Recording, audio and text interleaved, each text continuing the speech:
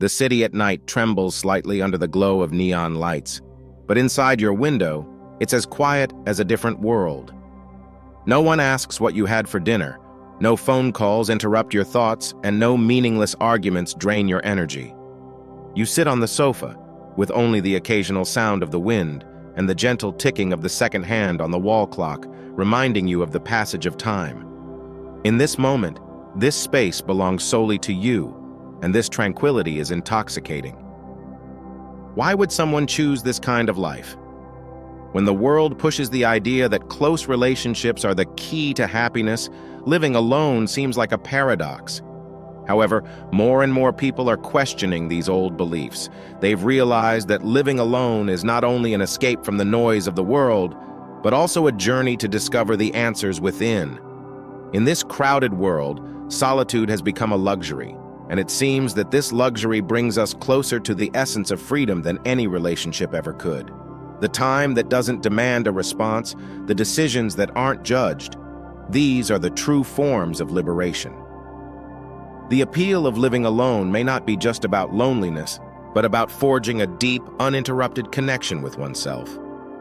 Before we dive in, make sure to subscribe and give us a thumbs up. It helps us immensely and costs you nothing. Let's get started. Living alone is an art of control. It hands over every detail of your life, allowing you to become the director of your own story. In the morning, you can choose when to wake up, without rushing toward a schedule set by others. At midnight, you can let the soft light illuminate your book without worrying about disturbing anyone around you. In the space of living alone, every moment belongs to you, and every decision is made without the scrutiny or judgment of the outside world. This kind of freedom isn't just an escape from the constraints of others, but a complete command over your own life. Underneath this freedom, the second gift of living alone is inner growth. When sitting alone, the sound of the wind outside might suddenly become clearer, as if it's speaking to emotions and desires you often overlook. In the dialogue with yourself, you learn to face hidden fears and contradictions, learning how to coexist with them rather than avoiding them. Living alone doesn't isolate you from the world. Instead, it creates an undisturbed environment that allows you to tap into your inner strength and wisdom. You'll find that true independence isn't about coldly rejecting others, but calmly facing loneliness and having the courage to move forward with conviction in any situation. The disappearance of conflict and compromise brings another lightness to living alone. The relationship between two people is like the orbit of two stars crossing, beautiful, yet inevitably bringing friction and change. Living alone, on the other hand, is like a solitary path through the forest.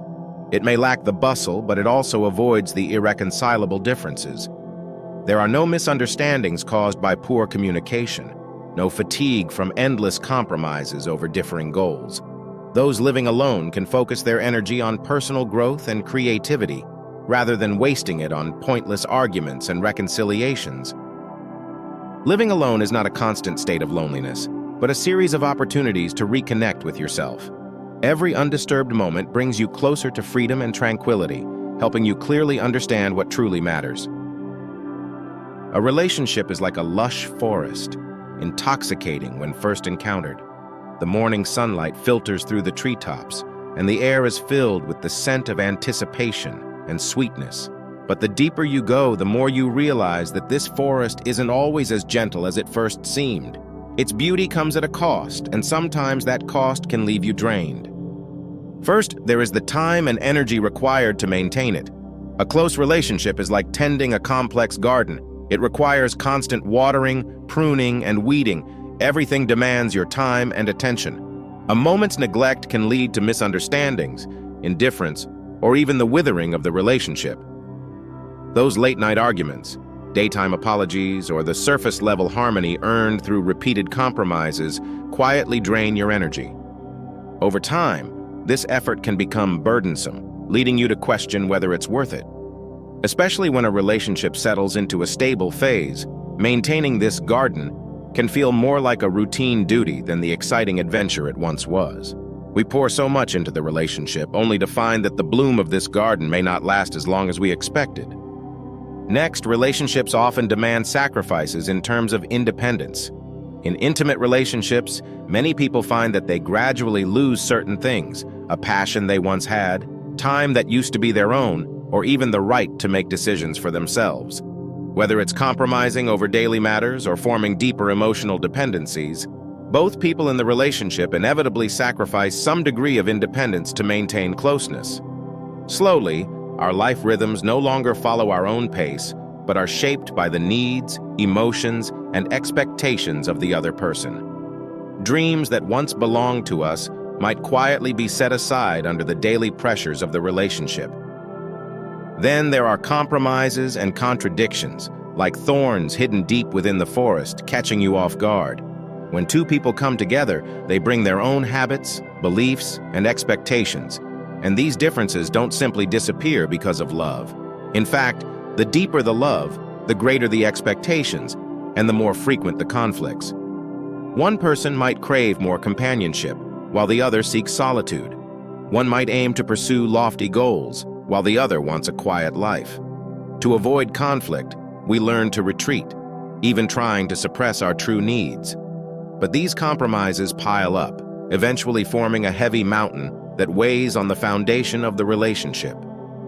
The cost of intimacy is not just the loss of time, energy, and independence, but also a growing psychological pressure. This pressure can make you feel exhausted, confined, and even question your self-worth. In striving to meet the needs of another, are we slowly losing control of our own lives? And where will those irreconcilable contradictions lead us? While the forest is beautiful, before venturing in, we must examine our hearts. A relationship can be a warm harbor or a chain that consumes freedom. In this complex jungle, many people lose their way, only to realize afterward that what they truly desired wasn't each other, but the freedom and tranquility they had once known. From the perspectives of philosophy and psychology, living alone is a way to reconcile with one's inner self. In solitude, people can not only experience a pure sense of calm, but also uncover deep truths that are often difficult to access in relationships. Stoic philosophy and modern psychology both offer strong theoretical support for living alone, allowing us to recognize its unique value from both rational and emotional perspectives. At the core of Stoic philosophy is control and tranquility. Marcus Aurelius, in his Meditations, wrote, "You have the power at any moment to return to your inner self and feel that place of calm." This inner tranquility is the essence of Stoic thought, and living alone is undoubtedly an excellent way to achieve this state. When a person is alone, they are not bound by the noise of the outside world or the emotional fluctuations of relationships, allowing them to focus all their energy on their inner world. The Stoics teach that while we cannot control external events, we can control our reactions. Living alone provides a space to practice this ability. In solitude, one truly learns how to maintain inner balance and composure even in the face of loneliness and uncertainty. Psychological research from a different angle reveals the emotional and cognitive benefits of living alone. For a long time, loneliness was seen as a negative state, but modern psychology shows that solitude and loneliness are not the same. Positive solitude can be a restorative experience. It not only relieves stress, but also provides the brain with space to breathe. In today's fast-paced world, the brain is constantly bombarded with information, and solitude acts like a tranquil lake, offering an opportunity for thoughts to settle. Studies suggest that daily solitude can enhance focus and creativity while reducing the risks of anxiety and depression. On a deeper level, living alone provides an opportunity for self-reflection. Psychologist Carl Jung introduced the concept of introverted transformation, emphasizing that personal growth requires exploring one's inner self. This exploration often needs an undisturbed environment. In solitude, you can ask yourself questions like, who am I? What do I truly want? Such reflection helps individuals gain a clearer understanding of their values, needs, and boundaries, preventing them from losing themselves in relationships. Living alone not only teaches people how to coexist with themselves, but also nurtures a profound sense of independence and inner strength, making them more resilient and confident when facing life's challenges. Beyond the individual level, living alone also helps people form healthier relationships with others. Nietzsche once said, Only when you can live in peace with yourself can you truly live in peace with others. Solitude gives people the chance to heal emotional wounds and release past burdens. When one learns to find happiness in solitude, they no longer place their happiness in the hands of others, nor do they collapse when faced with disappointment in relationships. Living alone is an important step toward emotional independence, and this independence ultimately makes people more mature and free in future relationships. When standing at the crossroads of life, living alone is not just a choice but a philosophical practice. It pulls people away from the distractions of the outside world, allowing them to reconnect with their inner truth. This practice, though seemingly simple, carries profound meaning. It teaches us that true peace is not about avoiding the noise of the outside world, but finding a way to return to that place of inner calm, no matter the circumstances. The value of living alone lies not only in the freedom it brings, but also in how it teaches us to discover the vastness of our inner world within solitude. The true meaning of living alone has never been about rejecting all relationships, but about redefining the way we connect with the world. It is like an unfinished canvas, encouraging us to fill in the blank spaces with our own colors, while also reminding us not to overlook the brushstrokes that can bring vibrancy to the picture. In reflecting on living alone, we must recognize that being alone is not synonymous with loneliness. They are two completely different life experiences. Similarly, we cannot ignore the deep value that relationships can offer in specific contexts. Living alone does not equate to loneliness, and this is where many misunderstand.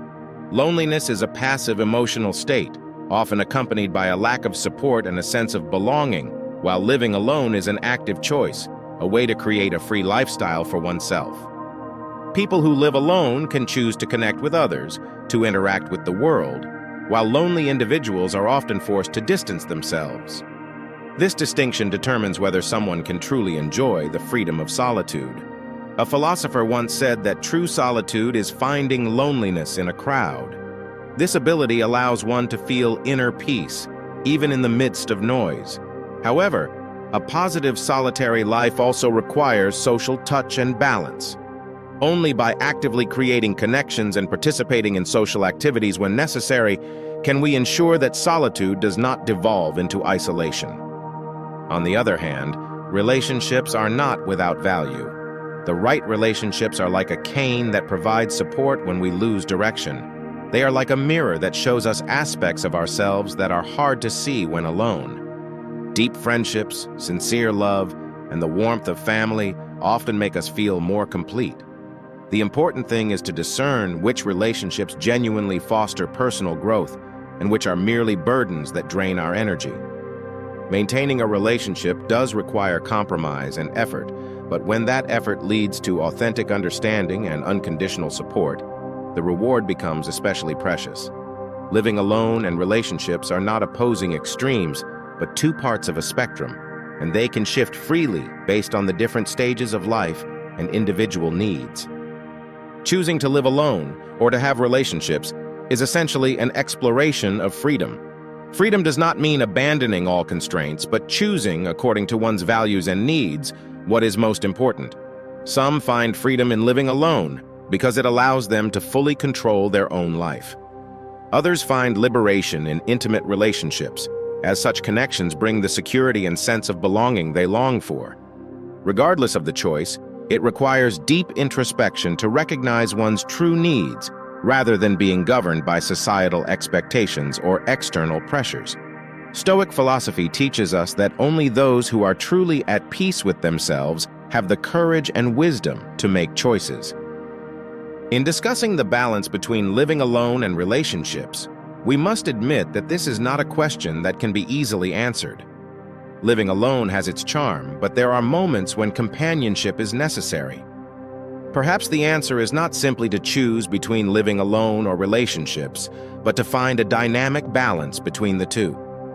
Life is like a journey, with living alone as the tranquil harbor where we adjust our course, and relationships as the sails that provide the wind to move us forward.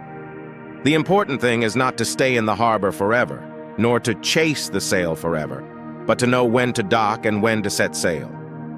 Ultimately, we must acknowledge that the appeal of living alone does not come from its rejection of relationships, but from how it helps us see ourselves more clearly. Through living alone, we learn how to be with ourselves, how to listen to our inner voice. Through relationships, we learn how to improve ourselves in interaction with others. Only by combining the two can we experience life fully. Therefore, the core of it all is not about choosing between living alone or relationships, but about choosing to be true to oneself. Living alone surpasses many relationships, but its victory lies not in negation, but in teaching us how to live more freely and clearly. Living alone indeed provides many with a space filled with freedom and exploration. It offers not only the tranquility of being away from the world's distractions, but also the opportunity to delve deep into self-awareness. For those who crave control over their own life pace and emotions, the allure of living alone is almost irresistible. It signifies not just physical solitude, but psychological independence, encouraging us to let go of our dependence on external judgment and instead seek our inner voice. Thus, living alone is not simply about isolation. It is a lifestyle that pursues independence, freedom, and inner peace. However, like any extreme choice, living alone has its limitations. It cannot fulfill everyone's needs, especially when individuals long for deep emotional connections. Relationships with others, particularly those that involve mutual support and growth, remain an indispensable part of life. Human emotions need sharing and require finding strength and comfort in mutual dependence. Living alone and relationships are not necessarily opposites. Rather, they represent an inner balance, with the key lying in one's personal choices and life goals. Ultimately, living alone is not a complete rejection of traditional relationships, but reflects a need for self-understanding and personal growth. It reminds us that in the pursuit of self-discovery and freedom, we must first understand our inner needs in order to make the most suitable life choices. This is a story about self, choice, and growth, not about escaping, but about truly embracing ourselves and every possibility life offers. Through such deep reflection, choices are no longer blind rejections or pursuits, but a profound understanding and wise application of freedom and relationships. In the end, we will realize that whether living alone or in intimate relationships, the most important thing is how we find our own balance between the two. This is the true freedom of the soul,